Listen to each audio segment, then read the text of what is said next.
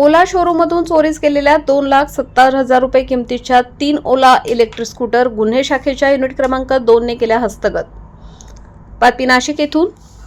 ओला कंपनीच्या सातपूर वर्कशॉपमधील सर्व्हिस मॅनेजरने 8 सप्टेंबर 2025 रोजी सातपूर पोलीस ठाण्यात तक्रार नोंदवली होती। अज्ञात चोरट्याने कंपनीच्या सेल्ससाठी असलेल्या 3 इलेक्ट्रिक मोपेड स्कूटर चोरून नेल्या होत्या। भारतीय न्यायसंहिता 2023 चे कलम 303(2) प्रमाणे गुन्हा दाखल करण्यात आला होता। सविस्तर बातमी अशी की नाशिक शहर परिसरात मोटारसायकल चोरीच्या गुन्ह्यांना आळा घालण्यासाठी पोलीस आयुक्त संदीप कर्णिक यांच्या मार्गदर्शनाखाली गुन्हे शाखा युनिट क्रमांक 2 तपास करत होते। पोलीस हवालदार मनोहर शिंदे आणि पोलीस अंमलदार महेश खांडबहाले यांना गुप्त बातमीदारामार्फत माहिती मिळाली की योगेश शिंदे नावाच्या व्यक्तीकडे चोरीच्या गाड्या असून तो विक्रीसाठी आदित्य कॉम्प्लेक्सच्या पार्किंगमध्ये उभा आहे।